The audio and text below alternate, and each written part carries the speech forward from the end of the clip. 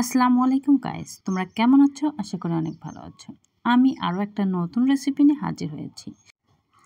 আমের মোরব্বা কে না খেতে পছন্দ করে বলো? বাজারে এখন কাঁচা আম বেশ দামে বিক্রি হচ্ছে। কি করব বলো? চলে গেলাম বাসায় বাবার বাসায় যে আম নিয়ে আসছি। তারপরে আমগুলো দেখতে পাচ্ছ ভালো করে ধুয়ে নিয়েছি।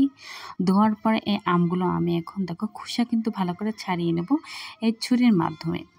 এখন আমি এই খোসাগুলো দেখো কিভাবে আমি ছেলছি। দেখো অনেক মোটা করেও ছেলছি না, আবার মেলা পাতলা করেও ছেলছি না। আমি কিন্তু সবগুলো ছেলে ফেলেছি, এক এক করে সবগুলোই আমের খোসা ছেলে ফেলেছি।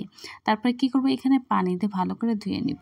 তারপর তোমরা এভাবে আমটা আস্ত করে ধুয়ে নিতে পারো। আবার আরও একটা কাজ করতে পারো, আমগুলো ছোট ছোট পিস করে আমের যে আঠিটা ওটা ফেলে দিয়ে সুন্দর করে ধুয়ে নিতে পারো। আমি কিন্তু এইভাবে ধুয়ে নিচ্ছি। তারপর কিভাবে আমটা পিস পিস করে কাটতে হবে সেটাও তোমাদের দেখাবো। আমি এই আমটাকে 3টে ফাল করব।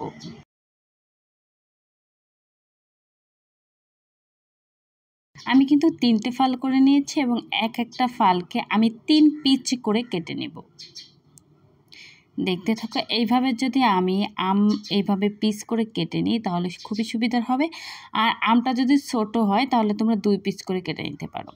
এই দেখো আমি খুব সুন্দর করে কেটে নিয়েছি, যেহেতু আমার আমটা বড় ছিল।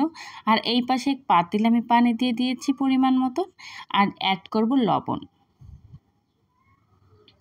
তারপরে পানিটা যখন ফুটান্ত একটু ভাপ চলে আসবে, দেখতে পাচ্ছ ভিতরে কিভাবে ফুটছে পানি, তখন আমি আমটা দিয়ে দিব।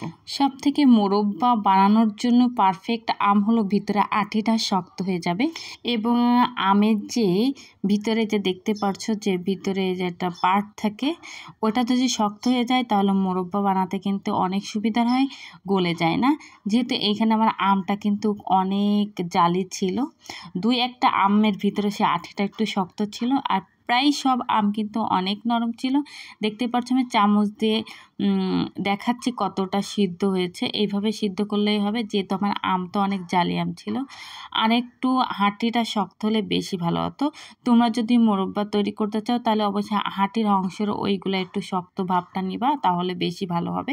আমি এক এক করে সব আমগুলো উঠাই ফেলেছি, আর দেখতে পাচ্ছ হাফ সিদ্ধ করেছি, কালারটা চেঞ্জ হয়ে গিয়েছে। এখানে আমি নিয়েছি 2 কেজির মতন চিনি নিয়েছি, আর হালকা একটু পানি দিয়ে দিয়েছি। যেহেতু আমি এখানে 15টা আম নিয়েছি, 15টা আমে আমার 2 কেজি মতন চিনি ব্যবহার করতে হয়েছে।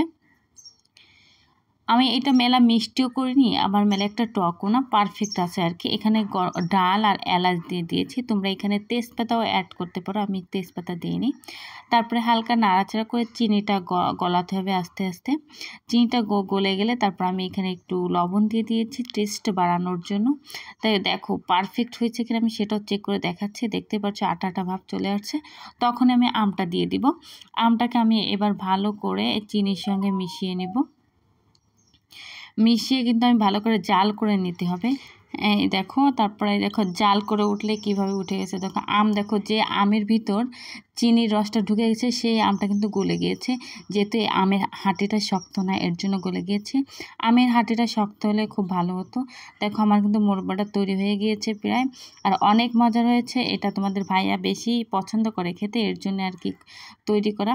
আমি অতটা বেশি পছন্দ করি না। যাই হোক, ভিডিওটা এ পর্যন্ত থাকবে, আর তোমাদের ভালো লাগলে অবশ্যই কমেন্ট করতে ভুলবে না। আসসালামু আলাইকুম।